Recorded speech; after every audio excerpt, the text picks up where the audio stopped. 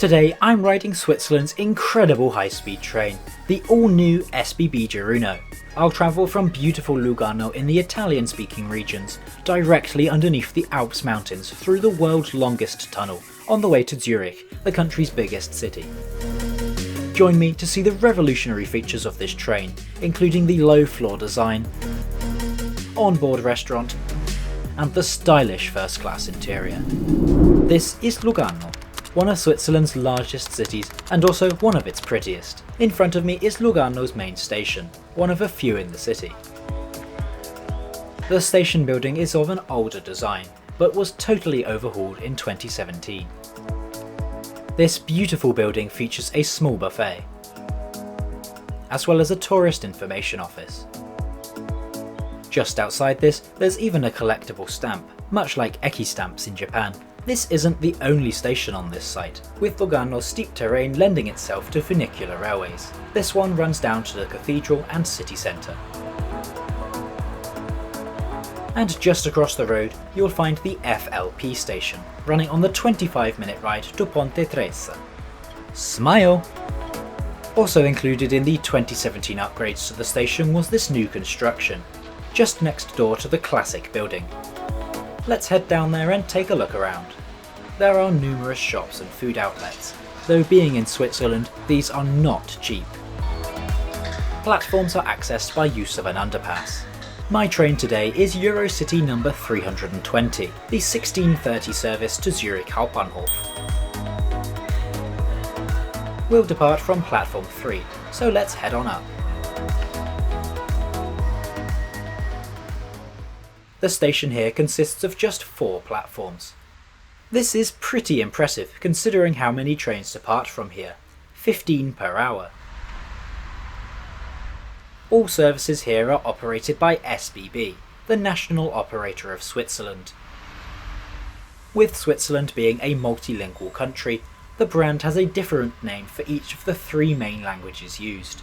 SBB is the German name and also most commonly used internationally. CFF is the French name, and FFS is the Italian name. Some services are also branded as Tilo, operated by SBB in cooperation with Trenord, an Italian regional train company. Anyway, here comes my train from the sidings. It's one of SBB's new Giruno units, built by Stadler. It's the first high-speed train from the popular Swiss manufacturer, and of course its design is pretty special too, and we'll see why that is very soon. This unit is part of a fleet of 29 11-car trains, which are used on key north-to-south routes in Switzerland. In addition, they run most of the long-distance international trains through to Italy, mainly serving Milan. A few of these extend to other destinations in Italy. But the fleet is also authorised for operation into Austria and Germany, so who knows what the future might hold. One half of my train starts here, and will wait for the other half to come from Milan, resulting in a total length of 22 carriages. If you're wondering why I didn't do the international route from Italy, that's because this video was filmed in 2021, when the world was going a little bit mad, and entry restrictions would change pretty much every week. Back to our train though, all units are named after a region or canton of Switzerland. This one is fittingly named Zürich, our destination for today. The fleet's nickname of Giruno is in Romansh, the 4th official language of Switzerland. It means buzzard. And here's a neat little detail that most people probably miss. The axle caps are actually branded with a classic SBB logo. I'm travelling in first class today. Seat reservations are available for an extra charge, but I chose not to. My seat will be coach 31, seat 36, a forward-facing window seat. Today's route will see us speeding underneath the famous Swiss Alps, as well as a few sections of scenic railway.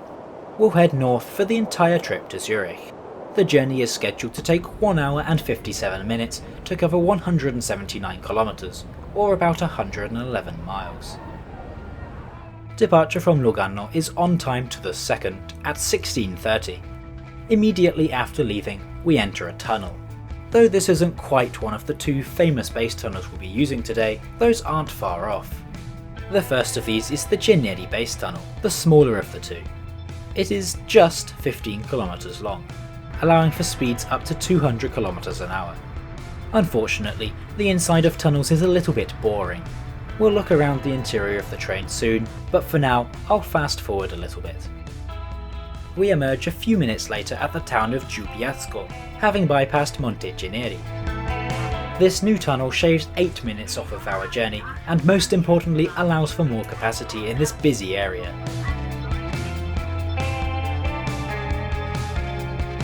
Our first station is Bellinzona, the capital of the Ticino canton, famous for its 3 medieval castles. The city also hosts the Rabadan Carnival, an exciting and spontaneous event that has taken place for over 150 years.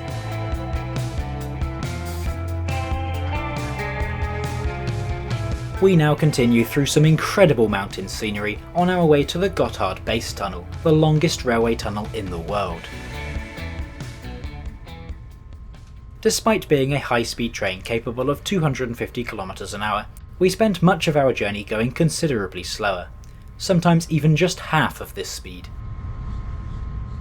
Though considering the fantastic views on offer, I am more than happy to enjoy the ride at a more leisurely pace. As well as the many passenger services these tunnels have slashed journey times for, the route also sees a lot of freight avoiding the steeper mountainous routes. Now, the train accelerates up towards its full speed, getting ready for the Goldar base tunnel.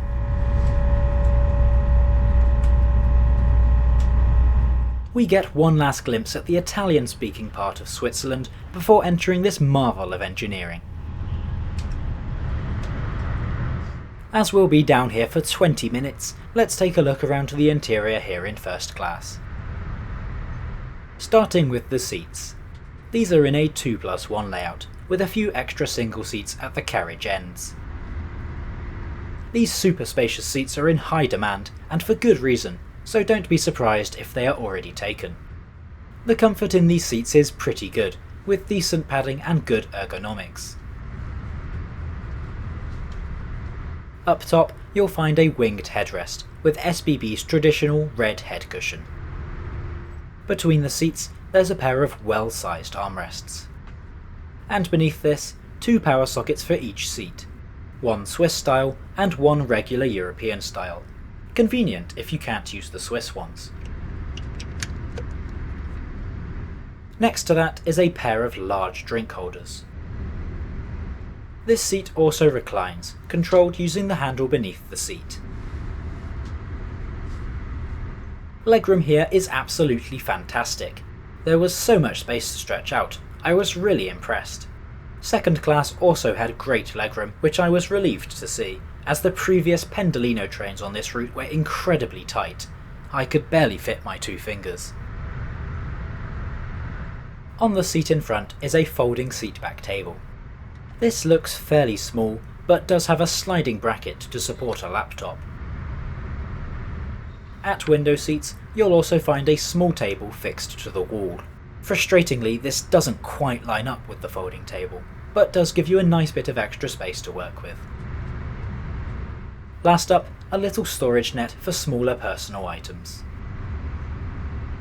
Overall, a really well appointed and spacious seat for long distance journeys.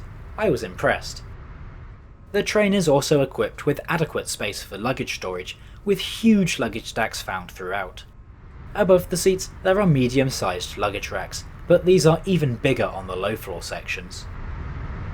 A very bright personal reading light is on the bottom of these luggage racks, helpful as the general ambience of these trains is very relaxed. And finally, some coat hooks can be found above the windows. And with that out of the way, we exit the tunnel into the German-speaking part of Switzerland. This is the canton of Uri, the second smallest in Switzerland by population. The Goldar base tunnel is an impressive 57 kilometers long, a measurement that easily gives it the title of world's longest railway tunnel. It's also the deepest, reaching over 2,400 metres. If you want to travel on the old Goldar route, then you can still do that on regional trains, like the one passing now. I've heard it's a very beautiful route. At the time of editing, the Goldar base tunnel is actually closed to passenger trains due to a freight train crash taking place inside. So all passenger trains are currently going via the classic route.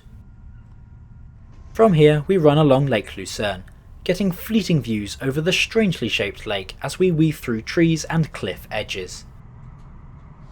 But now, let's go and have a look around the rest of the train. This is second class in a 2+2 layout with a colour scheme that's easy on the eye. In one carriage, there's a dedicated children's area, featuring numerous cartoons all over the walls and special designs on the tables.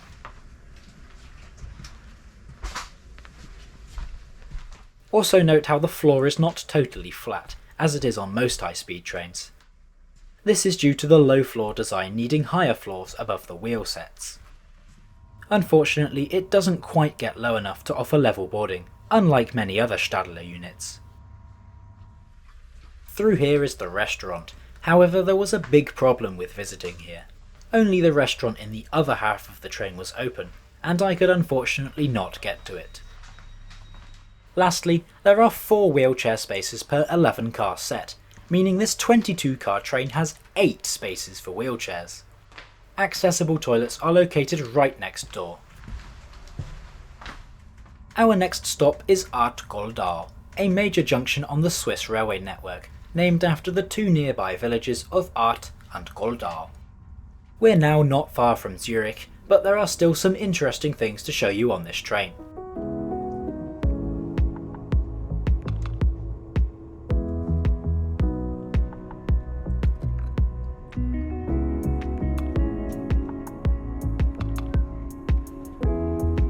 Unlike most SBB trains, the Girunos are fitted with proper free Wi-Fi. This was easy to connect to and offered decent speeds.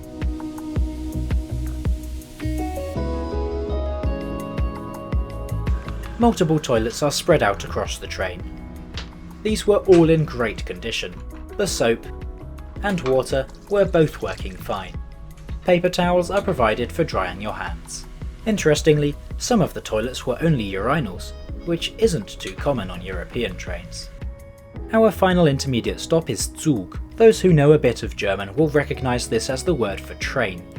However, this town came before trains even existed, with the name instead referring to fishing terminology. So, on to how much this journey costs. For this trip, I was using an Interrail pass, so I just got on using that. A short notice first class ticket on this route costs 114 Swiss francs, which I think is very expensive. It is worth remembering that Swiss salaries are among the highest in Europe, plus most locals have a 50% discount card, so not many people will actually pay this high price. Having passed Lake Zürich, we're now on the approach to the city's main station. I really like the SBB Giruno. I think it's a great first high-speed train from Stadler, with a really classy looking interior that is also well appointed for long distance travel. My main complaint is that some of the windows are really small, almost like those on a plane. But then I remembered that many high-speed trains have some seats without any window at all, so it could definitely be worse.